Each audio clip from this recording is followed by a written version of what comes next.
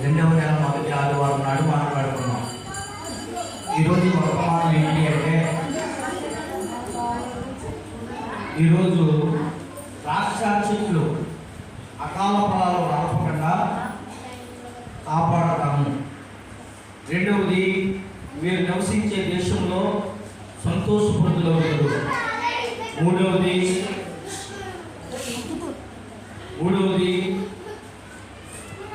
అన్ని జనులందరూ ముందు మిమ్మల్ని హెచ్చిస్తాను అని దేవుడు ఏం చేస్తున్నాడు చెప్పండి? వాగ్దానం చేస్తున్నాడు. ఎప్పుడు అంటే దేవుడి మందిరంలో పరిచర్య జరిగేటట్లుగా నీ హస్తం ఉండాలి. దేవుడి మందిరంలో ఆహారం ఉండేటట్లుగా నీ హస్తం ఉండాలి. దేవుడి మందిరంలో దైవ కార్యక్రమాలు జరిగేటట్లుగా నీ హస్తం ఉంది. ఇందులో క్రైస్తవులు గొప్పవారా, అన్ని జనులు గొప్పవారా అంటే నేను అంటాను అన్ని జనులు గొప్పవాడు. నేను నిన్న ఊరు వెళ్ళా, మార్కండపాడు వెళ్తే అక్కడ ఆ అబ్బాయి అంటున్నాడు, ఆ అబ్బాయి పక్కన వేరే దేశంలో ఉంటున్నాడు. మీ ఊళ్ళో శివాలయం కడుతున్నారు కదా అన్నాడు. పెద్ద శివాలయం అంటే కదా అన్నాడు. పక్కన నీకెలా వచ్చింది? మా అన్నయ్య చెప్పాడా అన్నాడు. అంటే వేరే దేశాల్లో ఉన్న వాడిని కూడా ఏమడుగుతున్నారు? పిల్లలు అడుగుతున్నారు. అందులో మా భద్రరావు 10 లక్షలు అడిగారు. 10 లక్షలు అడిగితే 1 లక్ష రూపాయలు ఇస్తారు.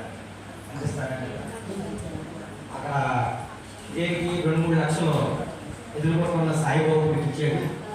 ఇప్పుడు ఏ గుడి పెట్టినా ఎక్కడున్న వాడు ఏం చేస్తున్నారు చెప్పండి? లక్షల రూపాయలు ఏం చేస్తున్నారు? విరాళంగా ఇస్తున్నారు.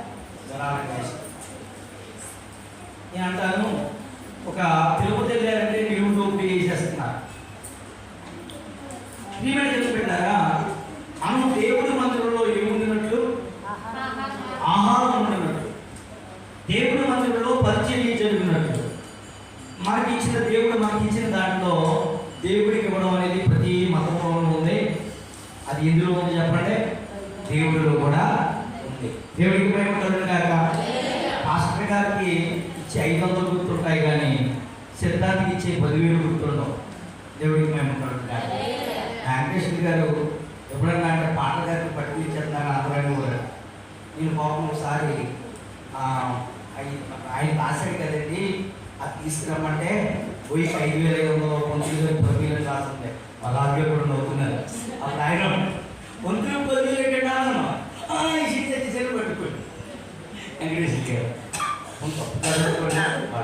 దేవుడికి మేము చేతులు చెప్పలు కూడా సాధ్యపడ్డారా?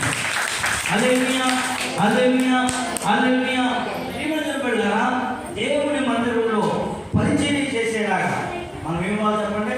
దేవుడి మందిరంలో అర్పిస్తేనటండి దేవుడట మనకు వచ్చే నష్టాలను గర్తిస్తానని వాగ్దానం చేశాడు.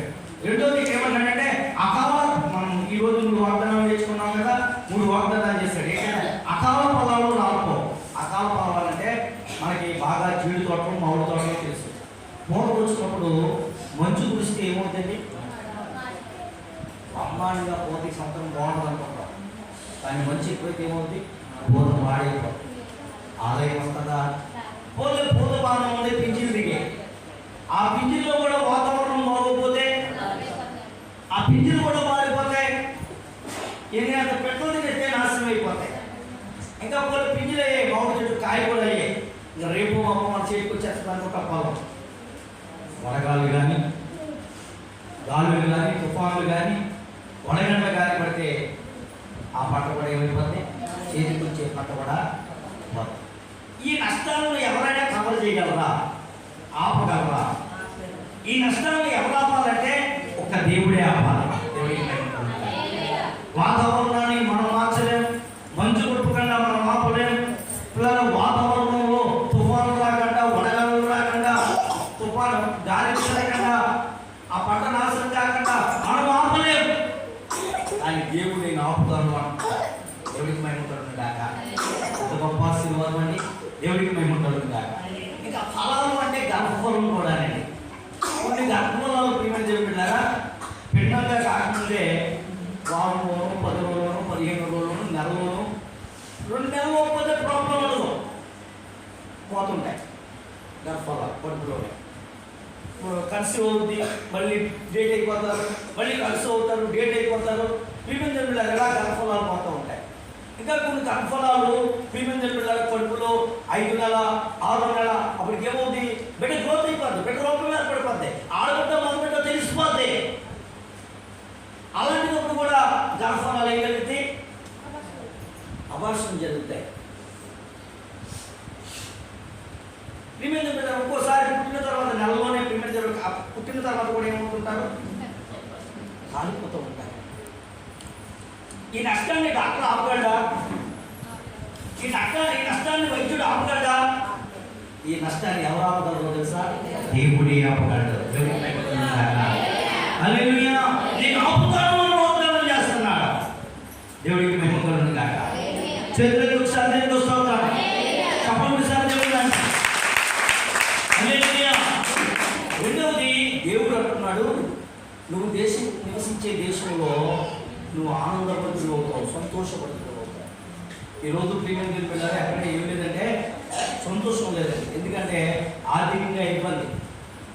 పాపం జగన్ గారు, మళ్ళీ జగన్ గారు అనుకున్నాక జగన్ గారు అమ్మ కూడా, నాన్న కూడా, తల్లి కూడా, ఆ పథకం ఈ పథకమో ఏ పథకమో ప్రతి ఒక్కరికి ఏమొచ్చి డబ్బులు వచ్చి అందరూ కూడా ఎంతో కొంత ఏముండేవారు, ఇబ్బంది లేకుండా సంతోషంగా ఉండేవారు. పాపం ఇప్పుడు పథకాలు ఇవ్వడానికి అంత రోడ్లు ఏం చేస్తున్నాడు ఆయన, పథకాలు ఏమీ లేవు. ఇప్పుడు ఏమవుతున్నాడు, ఇప్పుడు ఏదో తల్లి పథకం పెడతానని అంటున్నారు, తల్లి పొందడం అది కూడా మనం చూడాలి కదా. దేవుడికి మేము హల్లెలూయా. ఒకళ్ళు మంచిని ఒక చెడుని చెప్పలేదు, పరిస్థితి అలా ఉంది. ఏంటి ప్రజల దగ్గర కూడా ఏం లేవు తెలుసా, డబ్బులు లేవు. నాతో చాలామంది వ్యాపారవేత్తలు, దేవుని నమ్ముకున్న వాళ్ళు, నమ్ముకోలేని వాళ్ళు నాతో చాలామంది తమ బాధను చెప్పుకుంటున్నారు. ఏమంటే వ్యాపారాలు లేవండి, ఎందుకంటే వ్యాపారాలు లేవు. ఏంటంటే మొన్న ఎవడో 2 కోట్లు పెట్టిందంట, బాగుంటుందని 50,000 పెట్టుబడి పెట్టిందంట. భర్త 15,000 లాస్ అంటున్నాడు, కానీ ఆవిడ లాస్ అయితే పాస్టర్ గారు లాభం లేదంట. నేను ఒక మాట అంటే అప్పుడు అందలేదు, లాస్ లేదు పాస్టర్ గారు, కానీ లాభం సరైన లాభం లేదు. ఎందుకు లేదని అడిగాను. అందరూ చూస్తున్నారు కానీ కొనట్లేదట. ఎక్కడానికి వెళ్తున్నారు, చూస్తున్నారు కానీ కొనట్లేదట. ఎందుకు కొనట్లేదు? జనాల దగ్గర డబ్బులు లేవు, కానీ ఏమున్నాయి తెలుసా, ఈఎంఐలు ఉన్నాయి. ఏమున్నాయి? ఈఎంఐలు ఉన్నాయి. నేను సీటు కూడా రావచ్చు, వడ్డీకి అప్పు తీసుకున్న కూడా రావచ్చు. ఈఎంఐ కూడా సచ్చినారు.